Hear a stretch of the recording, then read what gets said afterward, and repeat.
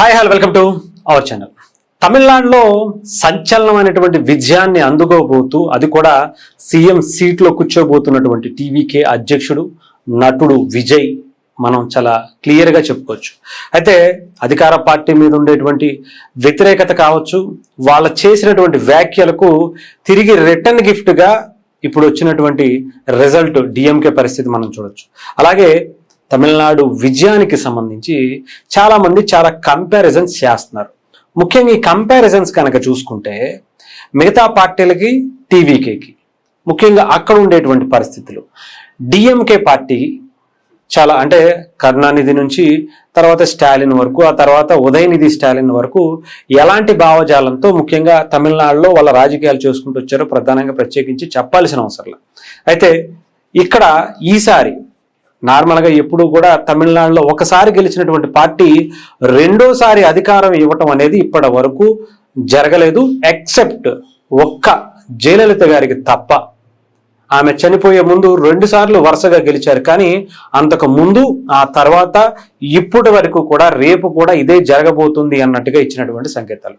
ఇంకొకటి ఇక్కడ సినిమా హీరోలకి చాలా చాలా ఇంపార్టెన్స్ ఇస్తారు తమిళ ప్రజలు అని చెప్పడానికి ఈసారి విజయ్ గారి విజయమే మనం ఒక ఆదర్శంగా తీసుకోవచ్చు అని చెప్పాలి.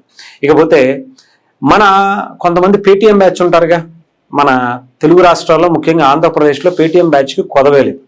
అదిగో చూడు సింగిల్గా వచ్చాడు, ఇదిగో మమ్మల్ని మా నాయకుడిని కలిశాడు అందుకే సింగిల్గా వచ్చాడు అని చెప్పేసి ఏదో రకంగా కొన్ని రకాలుగా మాట్లాడతారు.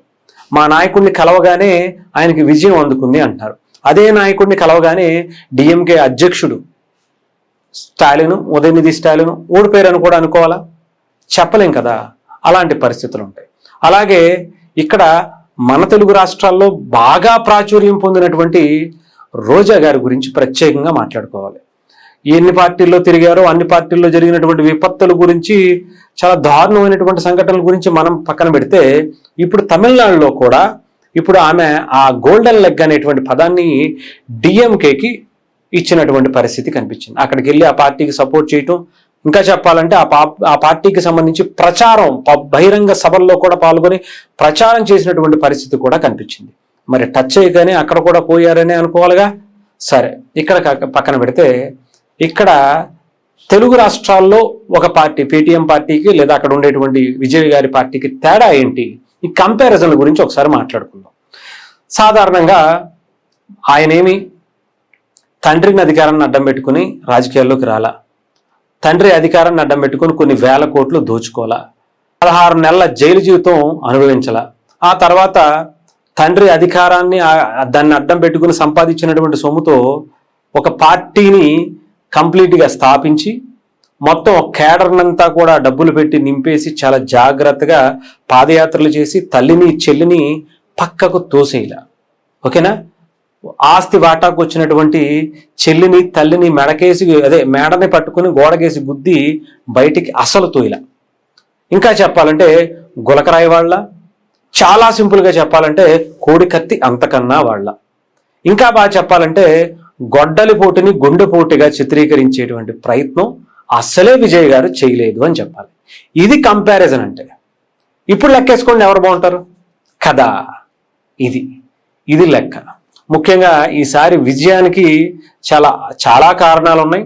ఎందుకంటే డిఎంకేకి ఆపోజిట్గా చాలా బలమైనటువంటి లీడర్, అంటే సీఎంని ఢీకొట్టేటువంటి స్థాయి ఆపోజిట్గా ఉండేటువంటి పార్టీకి ముఖ్యంగా అనా డిఎంకేకి లేదు అని చెప్పాలి. అంటే జయలలిత గారు చనిపోయిన తర్వాత ఆ స్థాయిలో ఆ పార్టీలో నాయకత్వ లక్షణాలు అందుకుని స్టార్ క్యాంపెయినర్లు అంటారు కదా, లేదా స్టార్ లీడర్ అంటారు కదా, క్రౌడ్ పుల్లింగ్ ఉండేటువంటి లీడర్ అంటారు కదా, ఆ చరిష్మా ఉండేటువంటి లీడరు అన్నా డిఎంకే కావచ్చు, కాంగ్రెస్ పార్టీకి కావచ్చు, మిగతా పార్టీలకి లేరు అని చెప్పాలి. దాన్ని ఇప్పుడు విజయ్ గారు యూటిలైజ్ చేసుకున్నారు కరెక్ట్ టైంలో. ఆంధ్రప్రదేశ్లో మనం గతంలో కనుక చూసుకుంటే ప్రజారాజ్యం ఆ సిచ్యువేషను టైము రెండు కరెక్ట్ కాదు. అలాగే జనసేన పెట్టినప్పుడు కూడా సిచ్యువేషను టైము రెండు కరెక్ట్ కాదు. అయినా కానీ పార్టీ పెట్టారు, కొన్ని ఇబ్బందులు ఎదుర్కొంటూ నిలబడుకుంటూ పీఆర్పీ పోయినా దాని నుంచి వచ్చినటువంటి అపవాదులు జనసేన తీసుకుని మోసినా ఆ తర్వాత జాగ్రత్తగా నెగ్గుకుంటూ వస్తుంది. బట్ అక్కడ మాత్రం ఇక్కడ ఇలాంటి పరిస్థితులు అక్కడ లేవు. అక్కడ చాలా జాగ్రత్తగా వాక్యూమ్ ఉంది, కరెక్ట్గా అపోజిషన్ ఎవరు బలంగా లేరు అన్నప్పుడు ఒక చరిష్మా కలిగినటువంటి ఒక టాప్ స్టార్ అని చెప్పాలి విజయ్ అక్కడ.